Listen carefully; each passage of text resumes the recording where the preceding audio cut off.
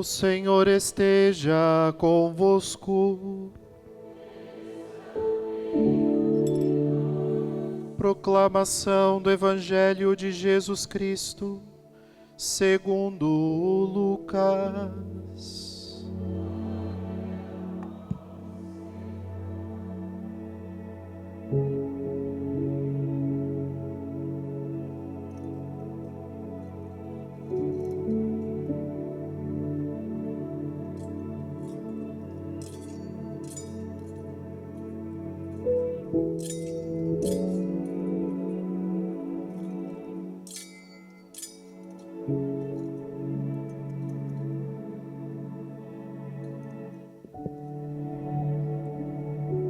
Naquele tempo, Jesus acolheu as multidões, falava-lhes sobre o reino de Deus e curava todos os que precisavam. A tarde vinha chegando. Os 12 apóstolos aproximaram-se de Jesus e disseram: Despede a multidão, para que possa ir aos povoados e campos vizinhos, procurar hospedagem e comida, pois estamos no lugar deserto. Mas Jesus disse: Dai-lhes vós mesmos de comer. Eles responderam: Só temos 5 pães e 2 peixes.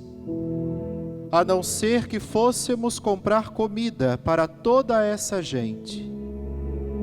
Estavam ali mais ou menos 5.000 homens.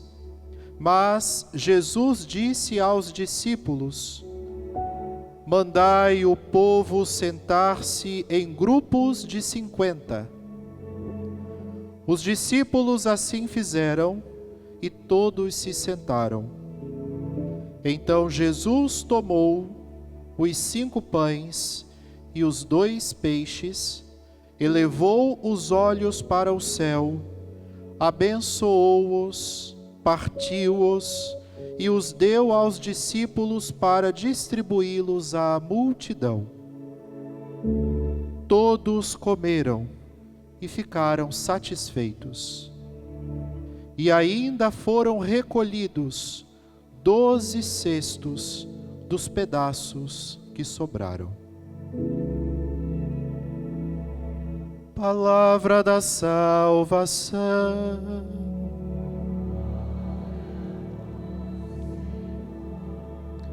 Podeis sentar, irmãos e irmãs.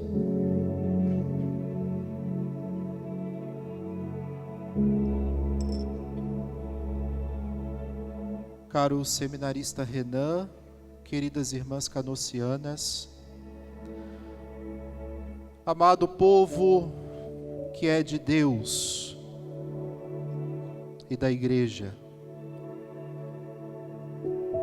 nós estamos celebrando uma solenidade do Santíssimo Corpo e Sangue de Nosso Senhor, ou seja, a Santíssima Eucaristia, que não tem a intenção de substituir a Quinta-feira Santa. É bom que a gente sempre se lembre disso.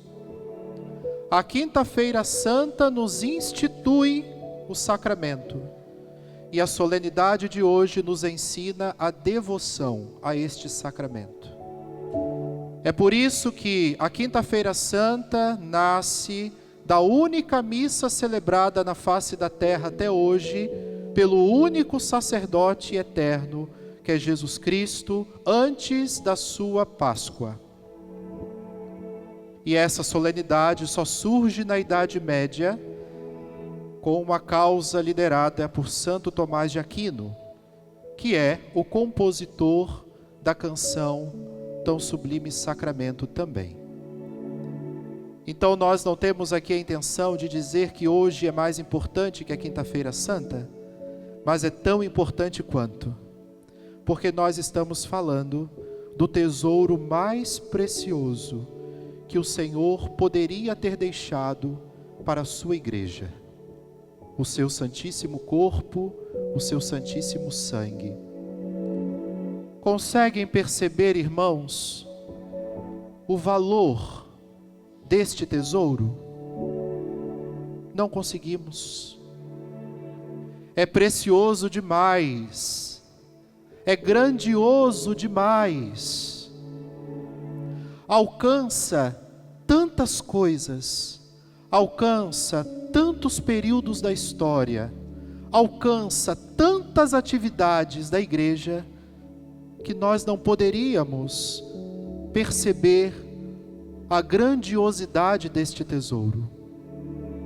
Talvez seja por isso que muitas vezes esse tesouro passa por nós desapercebido.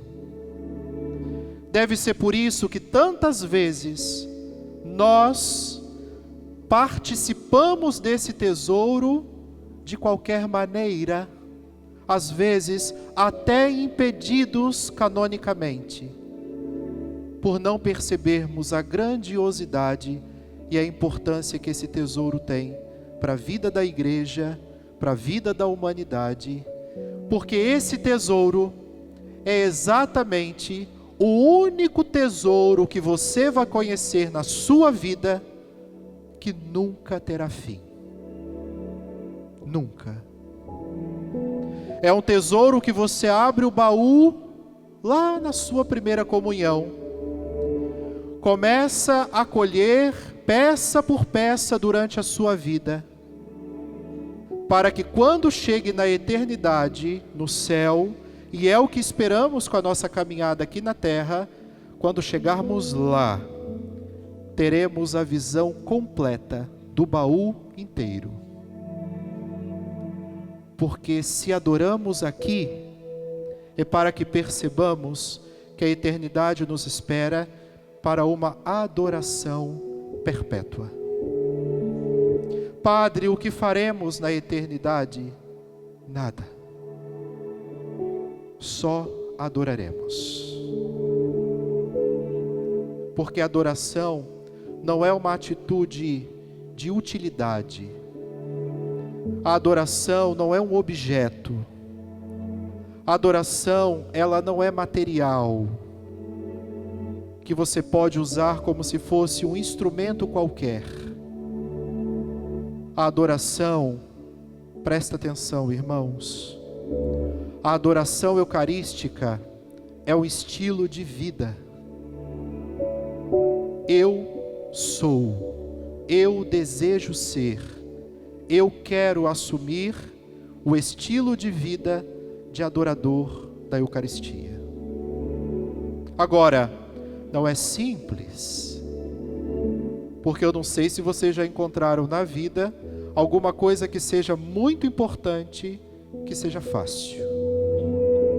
O casamento é muito importante, por isso que as dificuldades serão tão grandes quanto a importância que ele tem. O sacerdócio é a mesma coisa, a caminhada para o céu é a mesma coisa. Você, no seu devido estado de vida, sabe disso?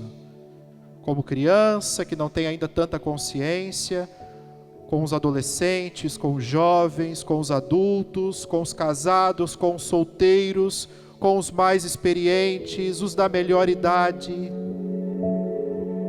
Se o ser humano ele toma consciência que a sua finalidade de vida é voltar a ser o que era quando Deus o desejou, é claro que vai admitir dificuldades na sua vida. Só que elas não serão capazes de te derrubar. O estilo de vida eucarístico nos permite isso. Aliás, é um dos comportamentos que o estilo de vida eucarístico imprime na nossa vida, no nosso dia a dia. A certeza de que, pela força da Eucaristia, que o Espírito Santo traz até nós, quando invocado sob as espécies sagradas, na Santa Missa, por esta força, nada, ninguém, nem uma palavra, nem um olhar torto, nem uma cara feia, nem uma antipatia, e muito menos nenhum mal, nos derrubarão. Se nós queremos adotar um estilo de vida eucarístico, de adoradores e adoradoras da Eucaristia, em primeiro lugar, nós temos que confiar e acreditar que a força que a Eucaristia imprime na nossa vida, na vida da Igreja e na vida da humanidade, é uma força tamanha que torna incapaz qualquer atividade humana ou sobrenaturalmente maligna que possa querer nos arruinar, nos aniquilar, seja o que for. Então, meu irmão, minha irmã, a primeira coisa para a qual o Padre te chama a atenção nesta grande solenidade, que quer incentivar, motivar e convocar a Igreja para a devoção à Eucaristia instituída lá na Quinta-feira Santa, é que você adore a Jesus. É que você tenha práticas de adoração na sua vida.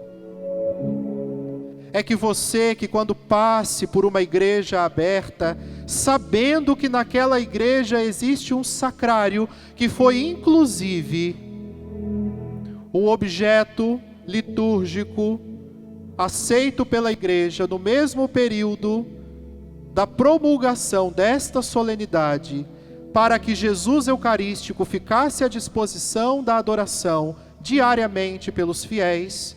O dia que você passar por uma igreja e ela estiver de porta aberta e você souber que ali tem um sacrário, você precisa encontrar tempo na sua vida para visitar aquele que te dá vida. Porque sem aquele que está no sacrário, ou sem aquele que nós visitamos, comemos, participamos em toda a Santa Missa sobre o altar, sem ele você não vive. Sem ele a sua alma enfraquece. Sem ele a sua compreensão de mundo se desfaz. Sem ele o seu entendimento das nossas relações perdem o sentido, porque descambam, fogem do nosso controle. Nós nos tornamos como se fôssemos os animais irracionais que o Senhor não permitiu que nos tornássemos, a nos dar inteligência. Aquele que não adora Jesus se torna irracional. Aquele que não adora Jesus pode se tornar animalesco nas suas relações. Aquele que não adora Jesus pode tratá-lo de qualquer jeito. Pode brincar nas horas sérias. Pode não se dedicar como deveria, porque não adora Jesus. Quem não adora Jesus não perdoa. Quem não adora Jesus não consegue conviver com as pessoas. Quem não adora Jesus não aceita a opinião do outro. Quem adora Jesus não obedece. Quem adora Jesus se torna um desertor da doutrina. E a tendência, a possibilidade de inclusive negar a própria fé se torna maior ainda. Porque se tem um eixo central que sustenta os 12 artigos da nossa fé, que nós rezaremos daqui a pouco no credo, e todos os dogmas proclamados pela Igreja a partir da doutrina e da Sagrada Escritura, se tem um eixo que é nuclear, que sustenta tudo o que professamos, é a Eucaristia. Sem esse núcleo, o que você acredita não vale de nada. Tudo o que somos, tudo o que fazemos, é para que a Eucaristia se torne estilo de vida na nossa vida e estilo de vida para as pessoas com quem convivemos. Então, se eu sou um pai ou uma mãe de família, eu tenho a missão de permitir que a minha casa seja uma extensão da Eucaristia que eu celebro no altar. Se eu sou um coordenador de comunidade, faço parte de uma equipe executiva, de uma comissão, coordeno uma pastoral, um movimento, sou membro de um núcleo que está à frente de alguma coisa na igreja, a minha única intenção é fazer com que aquele grupo que está sob os meus cuidados entendam que a nossa vida precisa ser uma extensão daquele que celebramos sobre o altar. E não há outra intenção. Não há outra intenção. Não adianta nós querermos inventar que o que fazemos na nossa vida tenha uma outra finalidade, porque não tem. Tudo que vai acontecendo e que nós vamos executando deve partir do amor à Eucaristia, para que um dia nós contemplemos a Eucaristia em plenitude no céu. É para isso que existe igreja, é para isso que existe comunidade. É para isso que existem as pastorais, os movimentos e o serviço de evangelização e missionário da igreja. É para isso que batizamos, é para isso que damos catequese, é para isso que casamos as pessoas, é para isso que batizamos, é para isso que ordenamos padres, bispos, diáconos, é para isso que as nossas religiosas professam seus votos. É só para isso. Você se casa para isso. Você aceita ajudar numa pastoral para isso. Você compra um ticket de churrasco para isso. Você não está comprando um prato de comida que te vendem na igreja, um ticket de pastel, um ticket de cachorro-quente, porque nós como igreja somos um restaurante ou uma lanchonete que quer encher a tua barriga. Você faz isso porque você acredita que estará ajudando dessa maneira com que a Eucaristia, por meio da igreja que funciona e precisa funcionar, e precisa oferecer inclusive um patrimônio de qualidade adequado, para que a igreja continue dizendo para nós que nós precisamos ser extensão da Eucaristia. É para isso inclusive que você joga bingo. Aos senhores e senhoras viciados em jogos, se você joga porque é viciado, esquece, porque isso vai te levar para o inferno. Se você brinca disso, porque você tem consciência que a igreja, por meio da sua brincadeira, estará fazendo chegar a milhares de vidas que você não tem nem noção, aí você está fazendo certo. Eram 5.000 pessoas que Jesus atendeu naquele momento. E eu vou te dizer uma coisa, irmão e irmã. Se tem uma coisa que fere o coração de Deus e de Jesus, é quando chega alguém na nossa comunidade e esse alguém não é bem acolhido. É olhado de lado. É olhado torto. Deus me livre. Deus me livre de muita coisa, mas me livre mais ainda como pároco desta paróquia que hoje eu sou ainda. Deus saber que um coordenador meu foi capaz de tratar alguém mal. Deus me livre. E olha que o padre não é perfeito. Deus livre vocês de mim. E Deus me livre disso acontecer com vocês. A igreja é uma empresa, entre aspas, porque ela não é empresa nenhuma, mas ela é uma empresa, entre aspas, que sempre tem vagas para trabalho. Sempre. Eu dizia lá na primeira comunhão da Santa Luzia, no dia 15 de junho, domingo passado, Eu dizia no final, enquanto eu convidava os pais a fazerem parte do grupo de catequistas. Cadê a Ivânia? Está aqui, não foi?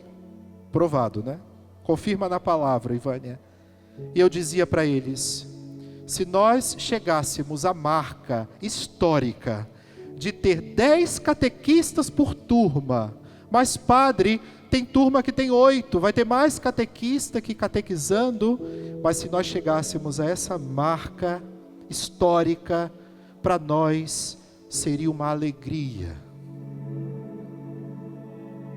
Imagina ter um atendimento personalizado, um catequista por catequizando, para saber da vida dele, para conversar com seu catequizando, para ir à casa fazer visita, para se aproximar da família, para saber o que vive, o que está precisando.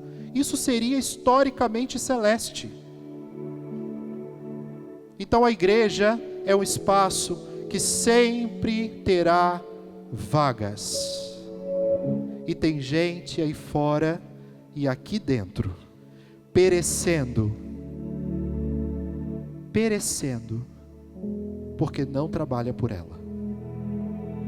Tem gente aí fora e aqui dentro, que vive uma vida tão triste, tão miserável na alma, porque não tem coragem de entregar a vida por essa igreja, que é o corpo espiritual do Cristo. Isso faz a alma de um batizado perecer, morrer, porque faz parte de um corpo, só que está necrosando, por falta de movimento. Um católico que não se coloca à disposição da Eucaristia pelo serviço pastoral e de evangelização e missionário da sua igreja, seja onde for, lavando o banheiro ou dando uma palestra, é como um órgão do corpo que para de ser irrigado pelo sangue e começa a necrosar. E a Eucaristia é um corpo vivo. Existem confissões que se dizem cristãs por aí afora, não são as confissões protestantes históricas, essas não, e aqui eu me refiro às igrejas protestantes de verdade, né?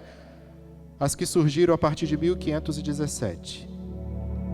Eu falo das outras, neopentecostais, frutos que já nascem à base de heresia, que já nascem completamente fadadas ao inferno, porque nascem da divisão, e o pai da divisão é Satanás, que tem a audácia de chamar a Eucaristia de Deus morto. O católico come um Deus que está morto, e você católico, se você fica quieto numa hora dessa, você tem que se confessar. Porque se você fica quieto, é porque você tem medo de assumir o que você faz como católico. E se você tem medo de falar que você come a carne de um Deus que é vivo, significa que você está sendo tão herege quanto aquela pessoa. Porque a omissão é grave. Às vezes nós confessamos o que fazemos, esquecemos do que omitimos.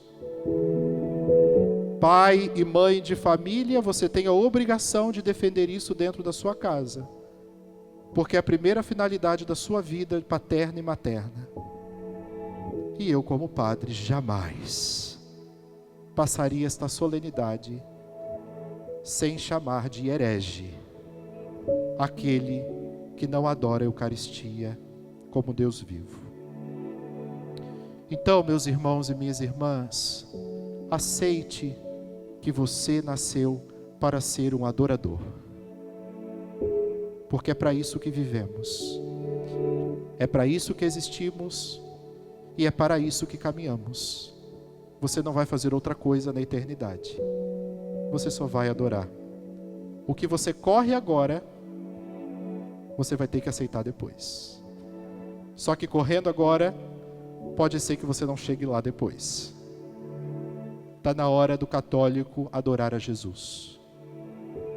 Com a vida, com as palavras, com as músicas, com o comportamento, com tudo que é e faz. Maria, nossa mãe, aquela que é considerada o primeiro sacrário da humanidade, porque trouxe no seu ventre durante 9 meses aquele que se tornara a Eucaristia para nós, Jesus. Interceda por nós, por nossa paróquia, por nossas pastorais, movimentos, grupos, comissões, equipes executivas.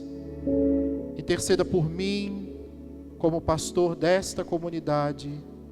Interceda pelas nossas queridas irmãs, pelo seu instituto, para que nós não deixemos de ser deste rebanho. Louvado seja nosso Senhor Jesus Cristo,